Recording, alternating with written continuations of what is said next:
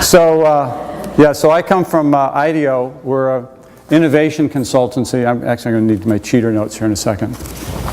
We're 600 people. We've been in business for 35 years. You can go to our website. You see that we have the A list, really, of clients. We've been very, very fortunate in that time.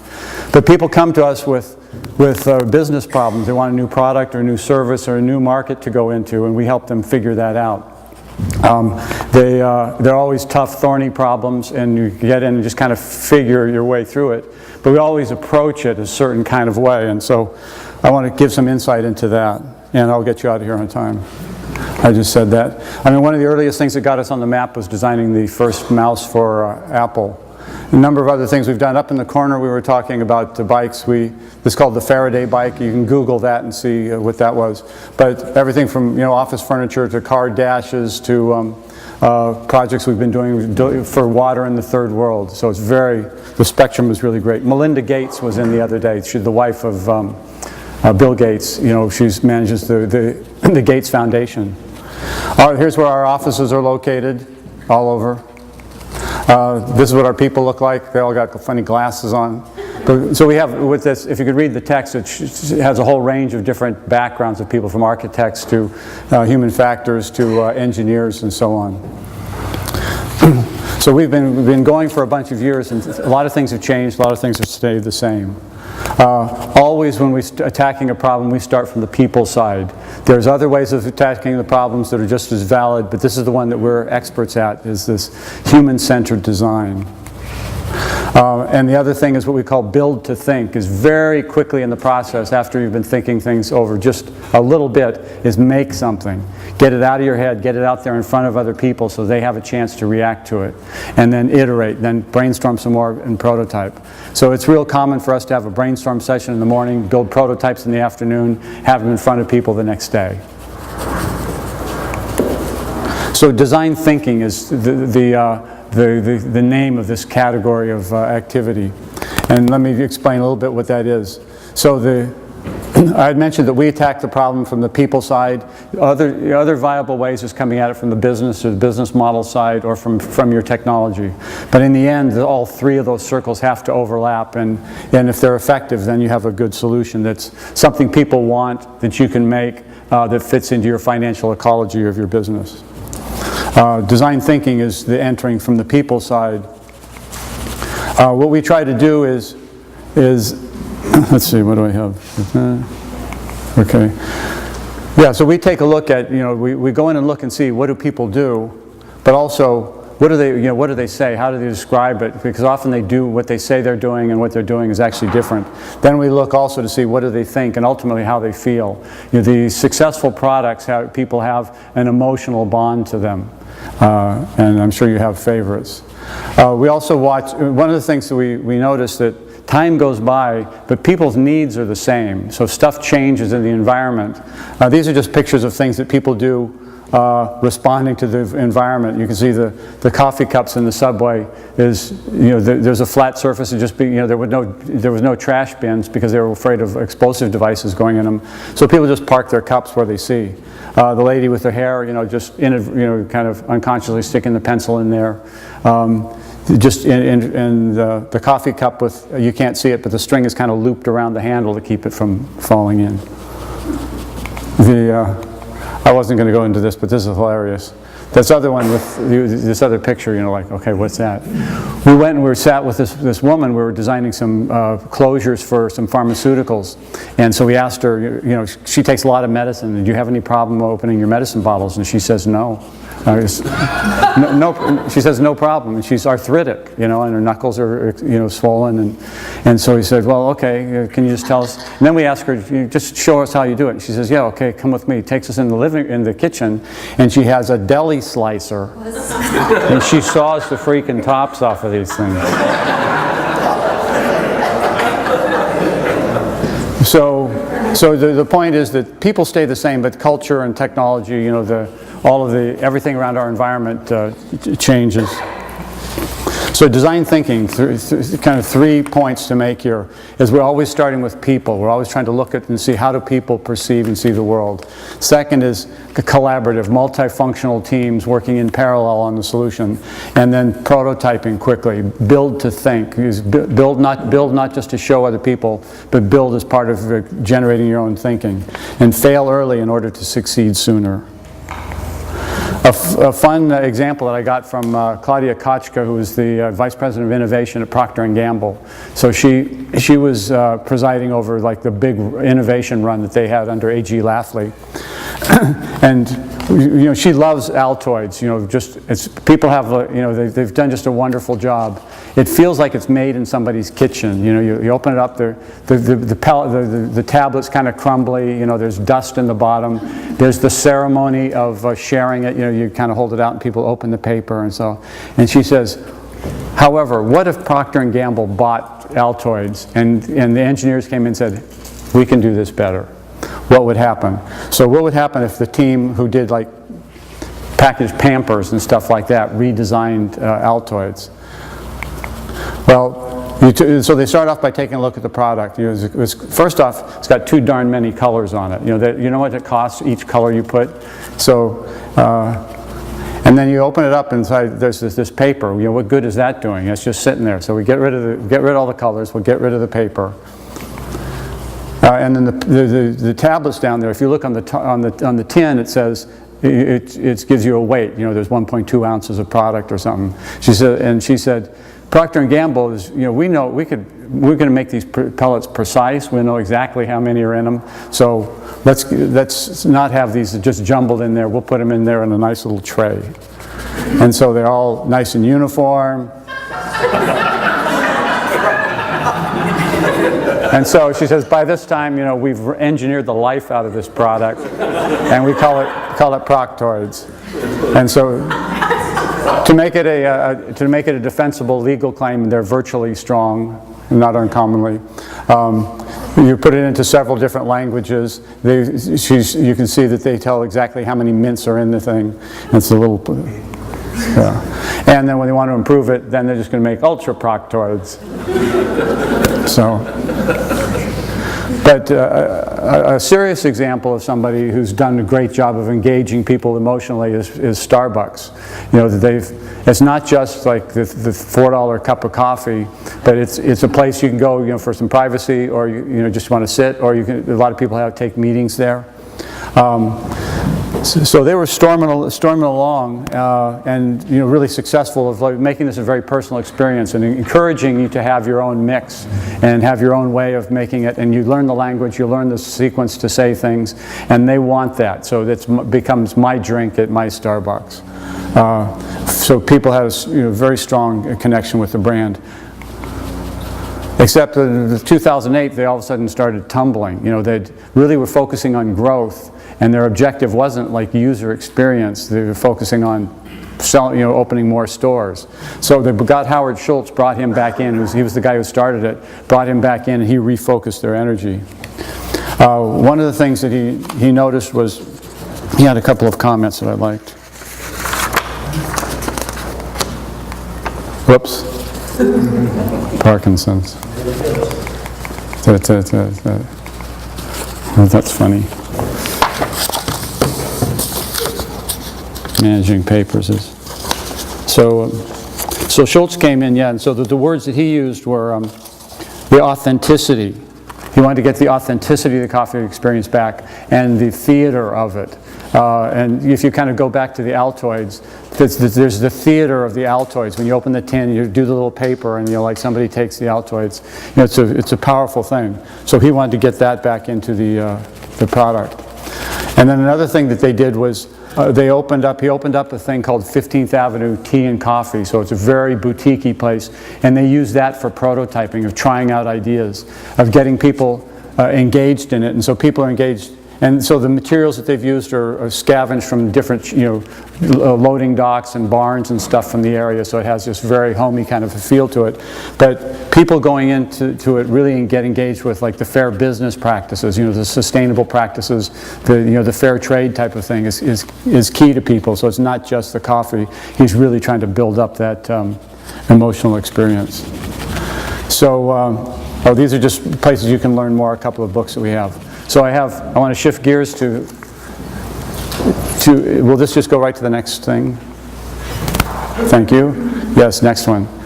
Okay, exhale, going to shift to something else slightly,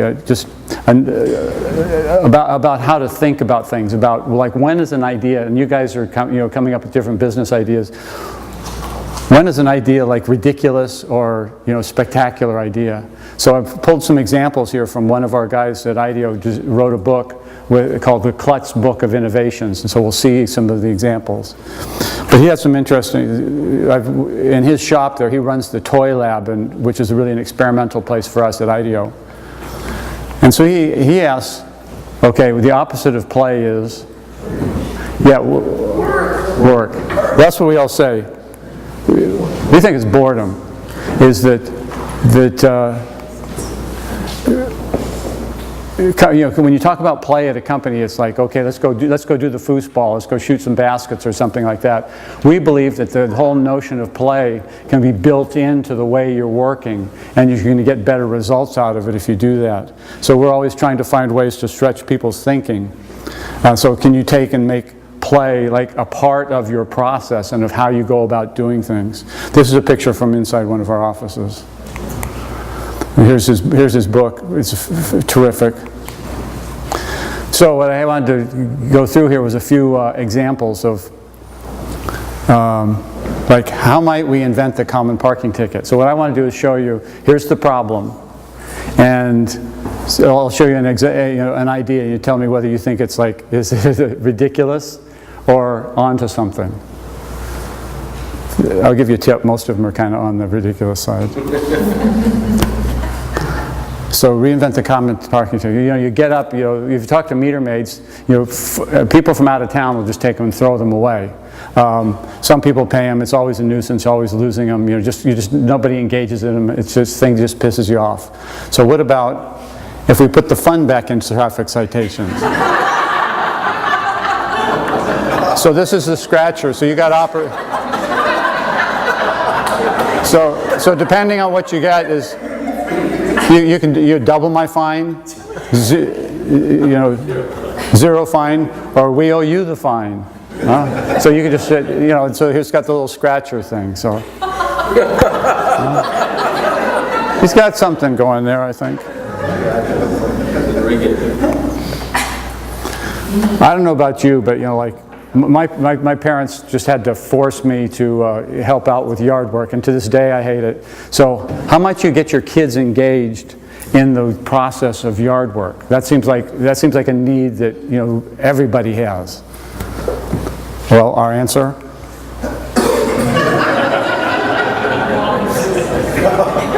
Our lawyers hated this one.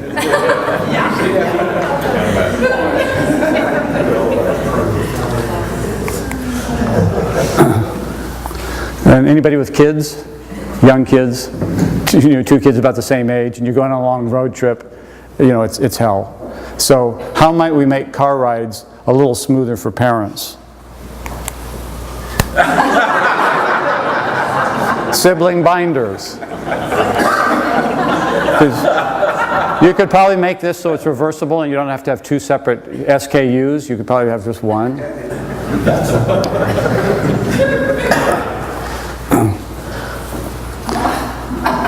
So you want to, like here we've got, like everybody on my street has a boat. Like we're in a kind of a water-based community. So, but you can't always have the kids doing that, out on the water. So how can you do it on the dry land to help them have an experience? So here's the idea: is like you hook up in your wagon, you put a sail on it, and then you get one of those battery-powered leaf blowers. Any engineers who studied the laws of motion? Okay, so good luck on that one. And laundry, I travel a lot, I'm gone a lot, and sometimes I have to stay over a weekend, and you can put your laundry through the hotel, and you end up paying more to wash your underwear than you bought them at Costco in the first place. So what might be a solution to that?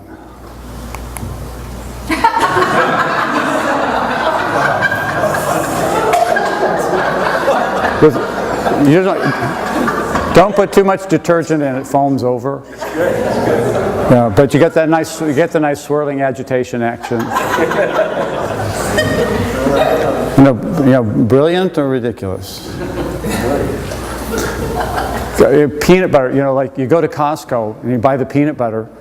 It's this big jar. The price is right per ounce and everything like that. But I don't. I have to use like one of those long-handled wooden spatulas to kind of get it out. So I think it's brilliant.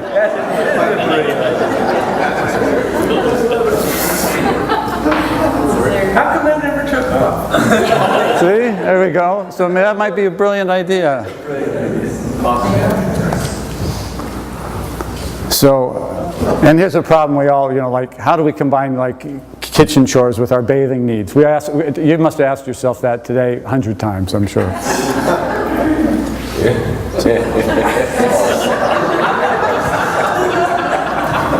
So you put the leaves of lettuce in there right up on the shower head, and while you're taking the shower, it's so this brilliant or ridiculous, I'm not sure. Shipping and postage costs, I see the batteries over there, shipping stuff like that, and so that a lot of this happens by weight. So what about helium bubble wrap? So you pack that in, you get helium and lots of it, and stick it in that bag. Okay, any other physicists going to sign up for that one? Okay, so I'm going to give everybody a chance. You've probably got a napkin or something like that. Need everybody to pair up an A and a B. So find a partner and then have something to write a little short list on.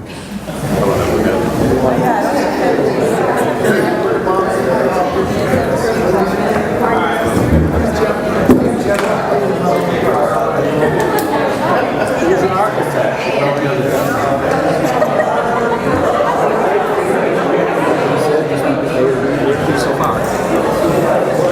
You got paper and pencil?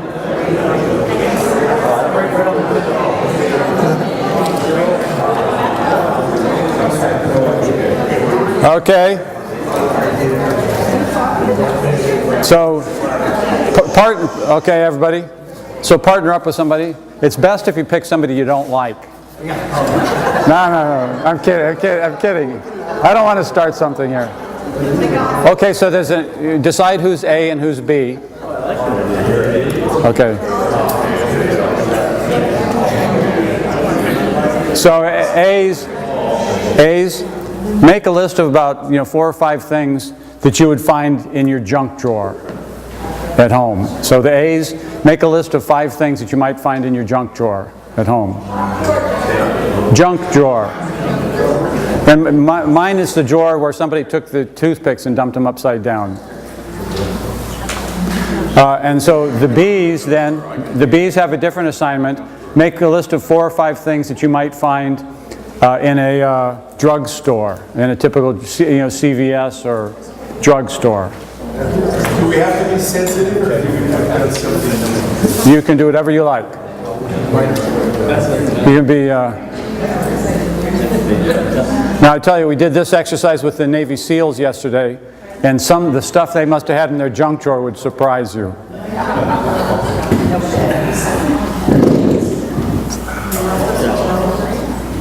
So 4 or 5 things that you'd find in your junk drawer, and the other person 4 or 5 things you'd find at a drugstore. You good to go? Okay, so now what you do is pick one. Here's the tough part. So pick an item off of one one item off of each list. So one item from the junk drawer, one from the drugstore, put them together and come up with a product. And the more ridiculous, the better. This is brilliant. Go for ridiculous. Because in the process of doing that, I mean, there were a number of things that were reasonable ideas here. And that, so you go for the wild one, and then something, and that often encourages like the practical ideas. So we really encourage when people are brainstorming, not being practical all the time, really going for it, because it will trigger these other ones, these other ideas sort of trail out. So that was really, you did a great job. So.